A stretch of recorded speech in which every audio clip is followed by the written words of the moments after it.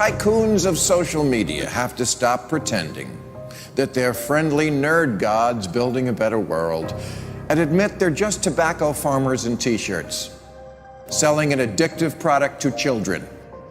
Because let's face it, checking your likes is the new smoking. Philip Morris just wanted your lungs. The App Store wants your soul. There are 2 billion people, more than 2 billion people on Facebook. That's more than the number, it's about the number of notional followers of Christianity. People check their phones 150 times a day, the millennial sort of audience. And so if you think about it, from the moment you wake up, it's like you're jacked in to this environment. And thoughts start streaming into your head, designed by a few technology companies. What we find is the typical person checks their phone every 15 minutes or less, and half of the time they check their phone, there's no alert, no notification. It's coming from inside their head telling them, gee, I haven't checked in Facebook in a while. I haven't checked on this Twitter feed for a while. I wonder if somebody commented on my Instagram post. That then generates cortisol, and it starts to make you anxious, and eventually your goal is to get rid of that anxiety, so you check in. And apparently we feel stressed when we can't get our phone or when our battery is about to die. You probably know this feeling. And a research done in Australia among 3,000 people under the age of 30 found that 9 out of every 10 admit to feel this anxiety while having his battery dying. Steve Jobs revolutionized the entire world with the iPhone, and he never let his children use it because he did not want them dependent on technology.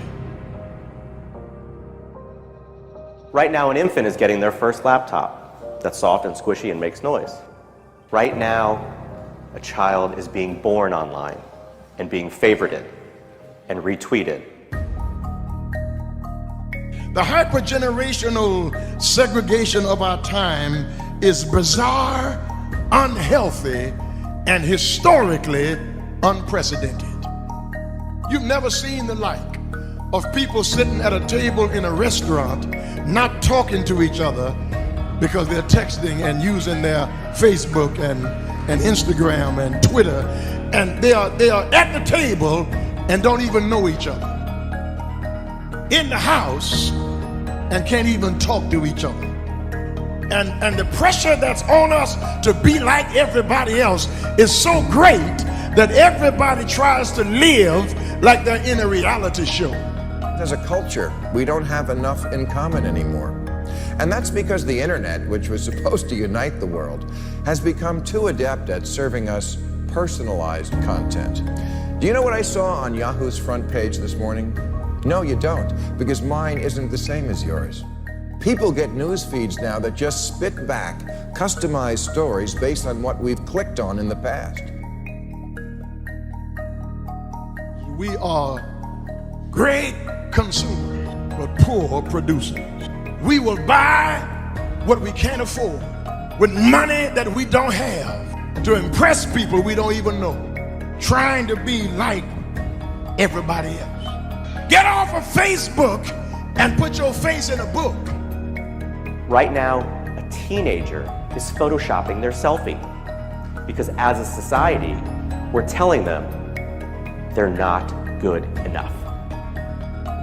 Right now, influencers encourage narcissism without knowing the breadth and depth of their impact on their audiences. Right now, 40,000 spectators are in an Olympic football arena watching a competitive esports competition because this is this generation's football match. There's always this narrative that technology is neutral and it's up to us to choose how we use it. This is just not true. Technology is not neutral. It's not neutral. They want you to use it in particular ways and for long periods of time because that's how they make their money. You don't realize it, but you are being programmed. It was unintentional, but now you got to decide how much you're willing to give up, how much of your intellectual independence. If you feed the beast, that beast will destroy you. If you push back on it, we have a chance to control it and rein it in. And it is a point in time where people need to hard break from some of these tools and the things that you rely on.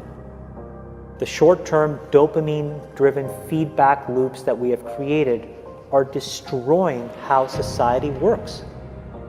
No civil discourse, no cooperation, misinformation, mistruth. And it's not an American problem. This is not about Russian ads. This is a global problem. I challenge everyone to try going 1 week without social media. Don't let your phone and social media control you.